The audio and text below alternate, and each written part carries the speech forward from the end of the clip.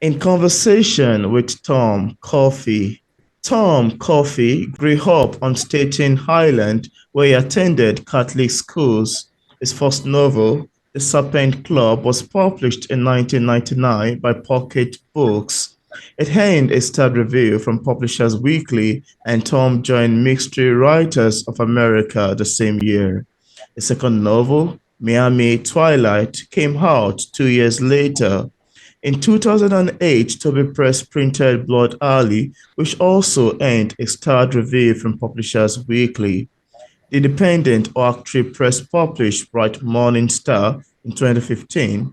Tom graduated from the Newhouse School of Public Communication at Syracuse University and attended film school at the University of Southern California. After a long career in journalism that included stint at the Miami Herald, Los Angeles Herald Examiner, and New York Newsday. Tom recently retired from the New York Times. He lives in Lower Manhattan with his wife and daughter. And on today's episode of Author Interview, it's my utmost pleasure and joy to have on the show today Tom Coffey. How are you doing, Tom? I'm doing fine, Peter. How are you? I'm doing fine too. It's lovely to have you on the show today. I'm quite excited. Okay, thank you for having me. Yeah.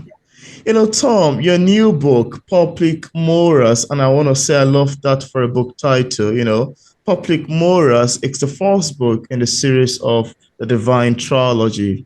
And I'd love to ask you, is there an overarching theme of storyline in the three books? And sorry, we are starting this way, actually. It's an amazing way to start a conversation. Let's do this. The overarching theme is it's sort of a series about policing in the United States and in general, and in New York City in particular.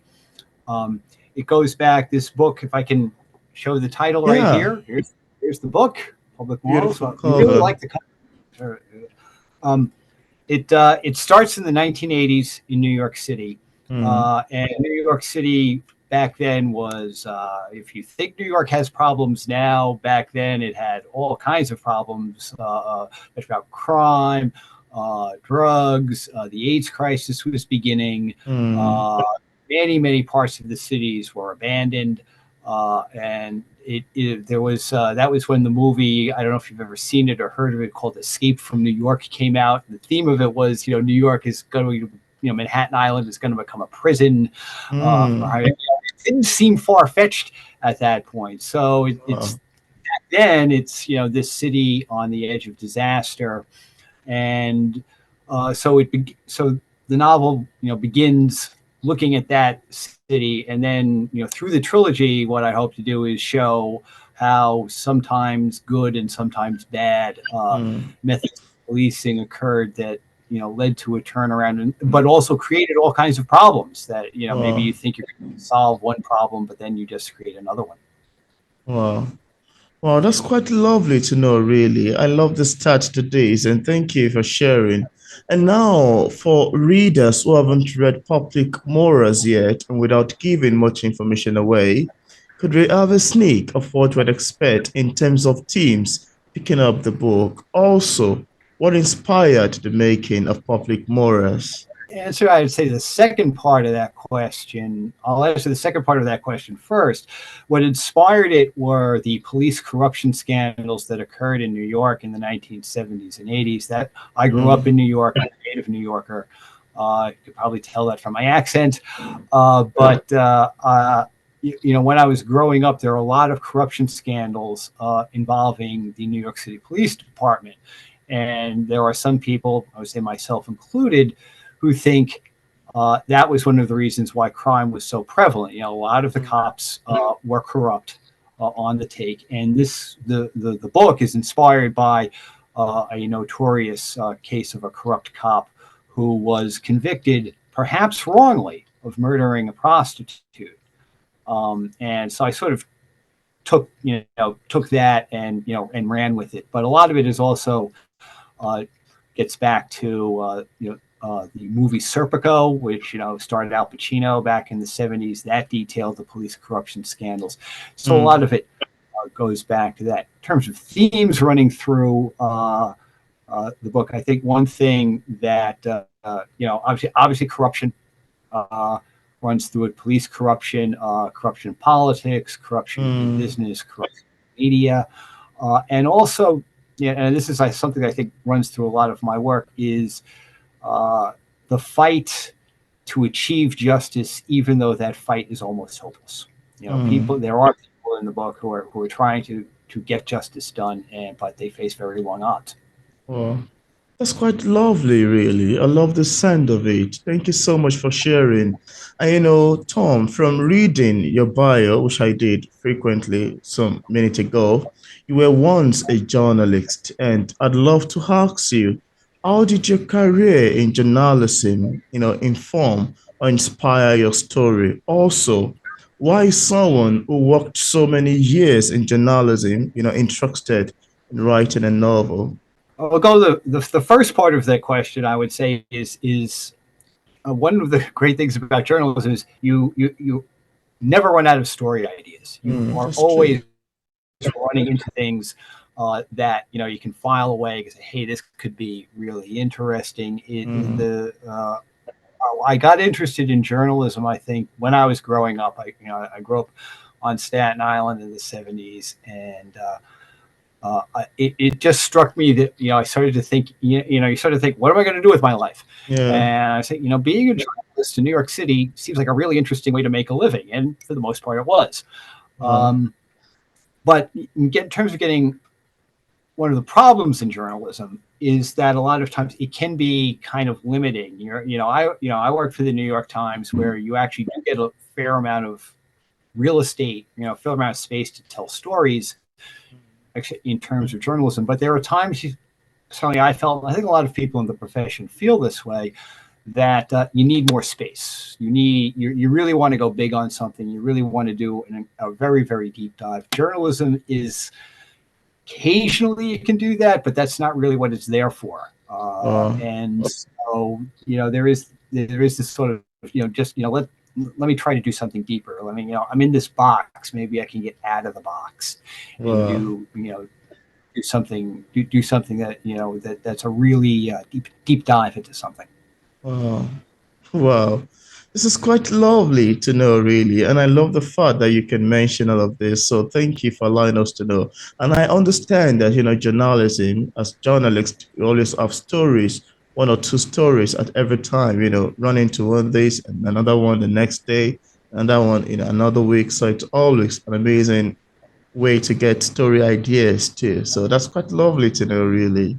I never, it's rarely boring, and you just get you run into the whole range of human experience in human existence. You never know when you're going to run into something that'll just say, hey, I'd really like to go deeper into this. Yeah. Well, that's lovely. Thank you so much for sharing. And now, Tom, there is this question that I love asking authors that come on my show. I've always been fascinated about how authors, especially novelists like yourself, craft long sentences and brings words together in a way that it eventually makes a great novel. These always leave me thinking about how exactly they got their ideas and inspiration. Now, as far as writing is concerned, I would love to ask you too, how do you get your inspiration and ideas for the books you write? Where do they come from?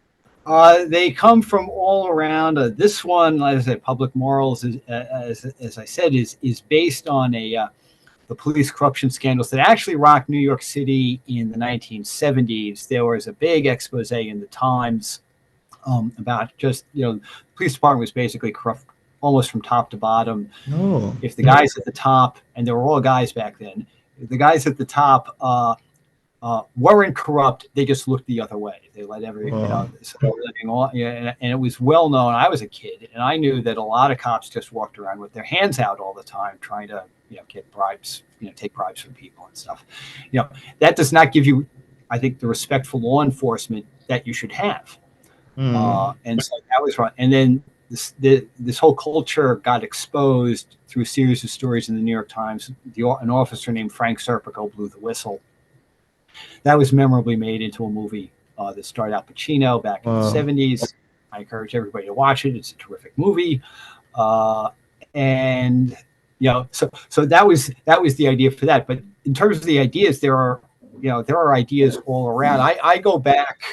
Sometimes I think of something. It was Henry James said it where he was somebody asked him a question along the lines of what what should a writer be like, or what should a writer think of? And he said, be the kind of person upon whom nothing is lost. You never know. You could be walking along the street and something may come along. So it's sort of like you have to pay attention all the time, which is hard to do.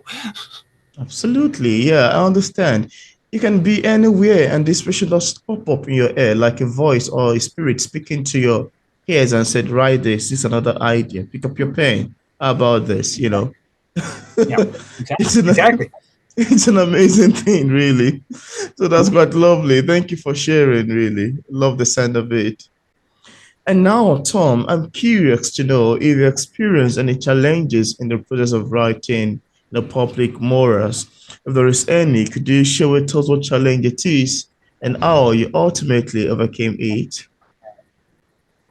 Well, I've been working on this book for a long time, and it's gone through any number of drafts and iterations and conceptions. There were some people. The book is set in two parts. The first part occurs in New York in the 1980s. And the second part, where the original crime occurs. The second part occurs in New York of the early 2020s. It's set in 2022, where that crime is visited. And there were some people who like the 80s section better than the current section. Some people like the current section better than the 80s section. There were some people who didn't like it was in two parts. And I went through a lot of drafts and a lot of trying to find agents to get interested in it. A couple of them sounded me out, but I never did get an agent for it. What I did was I eventually decided the book works best when it is in two parts. I just feel like there's kind of a rising arc through the first part, and it ends. And then the second part two begins again at a lower level, and then that rises. So it's kind of like you go like this, and then. And so I decided to stick with that. And then I just started looking at independent publishers. And lo and behold, I submitted it to Level Best Books, just took a flyer. And they said, yeah, and they knew it was a trilogy. And they said, yeah, we're interested in this. We'd like to do the other two books. So I have a 3-book deal. I don't have an agent. So I'm doing it all on my own, and I'm learning I'm learning a lot about the business side of the business, which is okay. Yeah. Wow, that's quite amazing. My advice to everybody: just stick with it. Keep it. There are a lot more venues and a lot more avenues now to get yourself published. Yeah. And there's a lot of independent publishers, and all you need is one person to say yes, and then, as I like to say, then your problems change. You don't solve your problems, but you get different problems, and that's good because I was tired of my old problems. I like having the new ones. Wow, this is so fun. I love your answers to this question. They're quite fooling and quite lovely, interesting as well. So thank you for sharing. Thank you for asking. Yeah. So Tom, apart from Public Moras, do you have any other works you've authored or maybe currently working on? Well, the Public Moras is my 5th novel. I think, and you went through my in my bio before, and so those books are all still available, like on Amazon for probably about a quarter, or sorry, 25 cents or something. But this is the first of a trilogy. The second book is tentatively titled Special Victim. It is going to come out later this year, and that is pretty much done. But it's not due for another couple of months. So every once in a while, something occurs to me, I should tweak that. But I hope at least it's pretty much ready to go to my editors. That's interesting. And the third book in it is again tentatively titled Stop and Frisk, and that should come out in 2025. And I'm working on that right now. Wow. That's quite Uh, amazing to know, really. That's quite lovely to know. I'm excited and quite, intrigued by your bodies of works. Interesting. Thank you. Interesting, yeah. And now, is there anything that you would love to show the viewers about your book that we did not mention in this interview and you'd love the viewers to know? And please, if you have any other copies aside from Public Moras there, would you like to show to the camera? All I have right now is Public Morals with me. This is it again. Show it Yeah, again. Yeah, show it again. There it is. yeah, We, yeah. we really like the cover. Um, and I say the people at Level Best Books have been terrific to work with.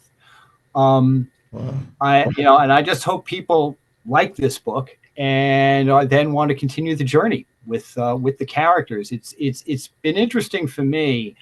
As I say, the second book is going to be called Special Victim. It is loosely based on the Central Park jogger case in New York, which occurred in Oh, New York wow. in the 80s. And it's been. I hope people want to continue on the journey with these characters. It's certainly been interesting for me. I never thought I would write a trilogy. I always thought I'd just write standalone books Hmm. and series. And it's been interesting for me just to really get to know these characters, to really get inside their heads, because the Hmm. same characters are recurring through it, and have them act. Because by now, and I'm Yeah. really finding this the third one, it's kind of like it's almost like it's a weird thing that they're almost telling me how to write or what to say. It's like maybe I want them to go this way, and they're saying no, we want to go this Hmm. way, and at that point you got to go with them, because they're Yeah. like they're driving the bus, but it really is something to really get inside a character's head and really get to know him or her. That's been just an interesting experience as a writer. I wasn't anticipating that. Yeah. Well, that's quite amazing to know, really, Tom. So that's quite beautiful to know. And now, as a published author, what sort of advice do you have for other writers who are still struggling with publishing a book? What would you advise people in this category? I don't give up. Have Yeah. faith in yourself. I mean, you do need to get feedback from people, and if you get people around you whose opinions you respect, Yeah. who will give you honest feedback. This is working. This isn't working. You need to maybe you need to beef this up and cut that. That's all. That's all good. But don't if you really believe in something, I would say don't give up and keep at it, because I think just about every writer has an enormous pile of rejection notices, rejection slips, Hmm. rejection emails. Even if they bother to send you an email, a lot of them don't. So you just gotta keep the faith, keep faith in yourself, and keep at it. And then as I said, all you need is one person to say yes, Yeah. and then you're in a whole different a whole different area. Wow. Yeah. That's Don't give up. lovely. Yeah, don't give up. I love your advice, really. And I'm hopeful that viewers, including myself, would love to utilize it. Now, Tom, in case we have some viewers who are currently watching this interview, I would love to get a copy of Public Moras. On what platform is it available on for purchase? You can buy it. It's available on Amazon in both paperback and Kindle. It's also available at many, on many websites. Your independent booksellers. Hmm. Level Best Books has a website where you can order my book and the books of all the other Level Best authors right off it. So it's readily available. Just from any platform you want to get it from. Wow, that's quite lovely. And I left a link in the discussion part of this interview where interested viewers can get a copy of Tom Coffey's books directly on Amazon and also on Oh, other platforms. So thank you so much, Tom, for accepting the invitation to be featured on P English Literature. It's awesome having this conversation with you. well, Peter, thank you very much. And I have to say, I'm very impressed with the bookshelf behind you. Yeah, Thank I, I, you. I feel, I think your books are organized a lot better than mine are.